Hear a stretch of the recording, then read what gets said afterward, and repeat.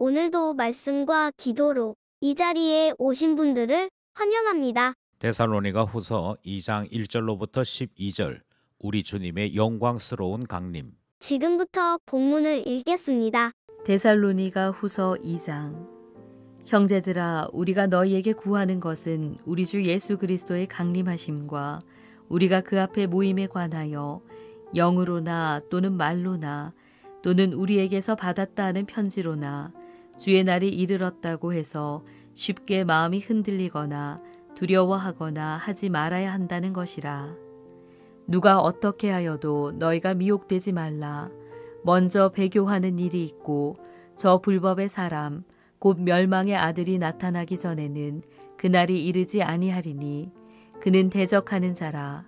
신이라고 불리는 모든 것과 숭배함을 받는 것에 대항하여 그 위에 자기를 높이고 하나님의 성전에 앉아 자기를 하나님이라고 내세우느니라. 내가 너희와 함께 있을 때에 이 일을 너희에게 말한 것을 기억하지 못하느냐.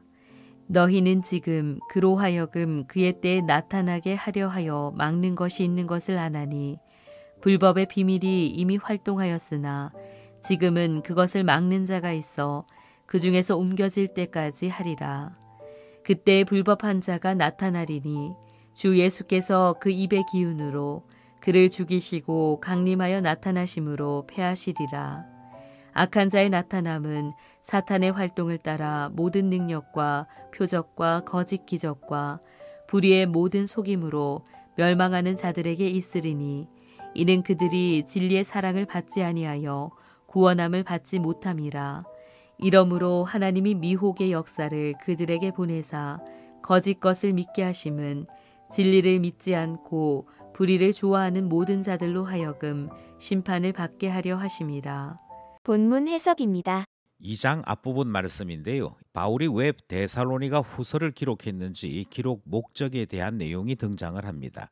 1절 말씀을 보시면 우리가 너희에게 구하는 것은 이라는 말씀으로 시작을 하지요. 여기서 구한다라고 하는 것은 부탁한다, 간청한다는 의미를 가지고 있습니다. 그렇다고 해서 이 말의 뜻이 여러분들이 결정권을 가지고 있다 하는 의미를 담고 있는 것은 아닙니다.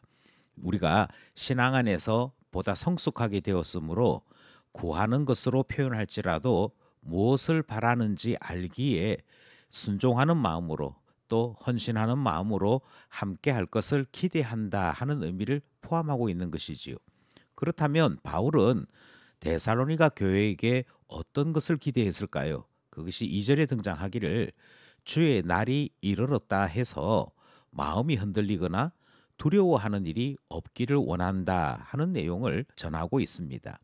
다르게 말씀드리면 이 당시 난무했던 종말론의 교회와 교인들이 흔들리지 않는 것, 그것을 원한다 전달하는 것이지요.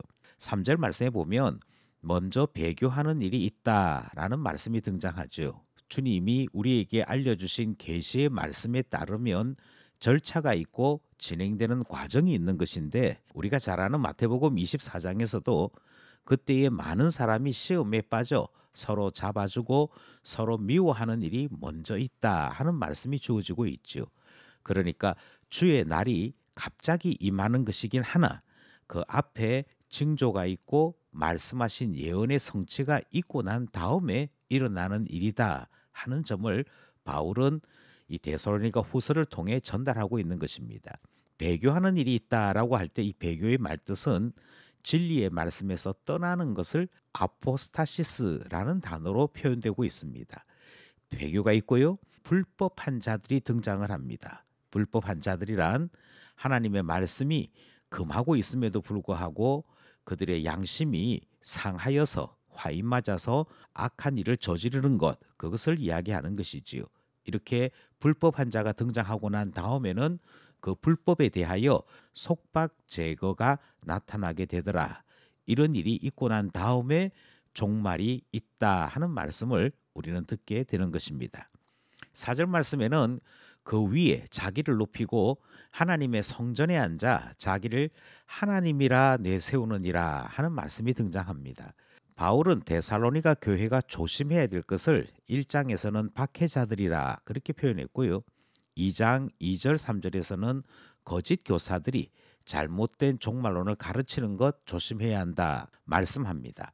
그리고 3장에서는 게으른 자들, 이 사람들을 조심해야 된다 하는 말씀을 우리에게 가르치고 있지요.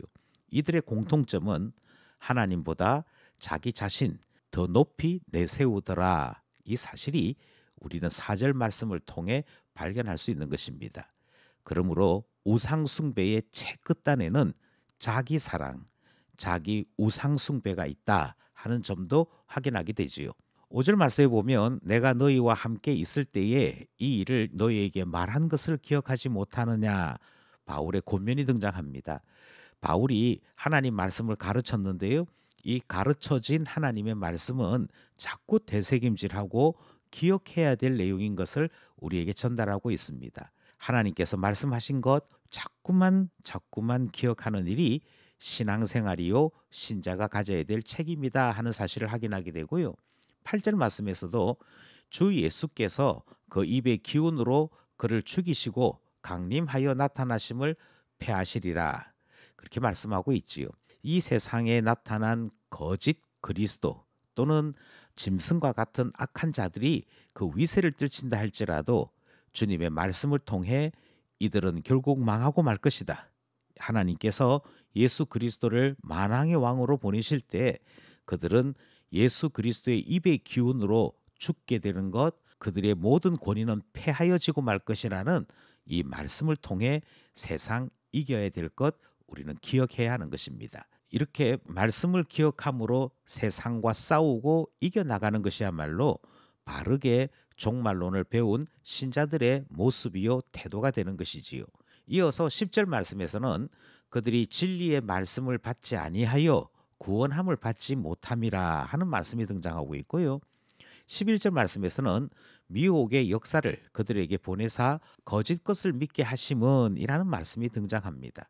그러니까 주님께서 모든 사람을 구원하시지는 않습니다. 진리를 사랑하지 아니하는 자는 구원을 받지 못한다. 10절 말씀이고요. 그들의 미혹에 빠져 있을 때 참된 것을 도무지 믿지 아니하더라 하는 내용이 11절에 등장합니다. 결국 우리 하나님께서 구원을 받지 못하게 하셨다 하는 표현도 옳은 표현이고, 그들이 진리를 믿지 아니하고 불의를 좋아하였던 까닭에 스스로 심판을 받게 되더라 하는 말도 옳은 표현이다. 10절, 11절, 12절이 소개하는 말씀입니다. 우리가 매일 경건해야 될 이유는 우리 자신들에게 미혹이 닥칠 수 있기 때문이고, 하나님보다도 우리 자신을 높이는 부패하고 타락한 마음이 나타날 수도 있기 때문인 것이지요. 하나님을 두려워하고 진리의 말씀을 사랑하여 오늘도 말씀과 기도로 참 진리를 아는 신자답게 살아감이 있는 우리 모두 되기를 소원합니다.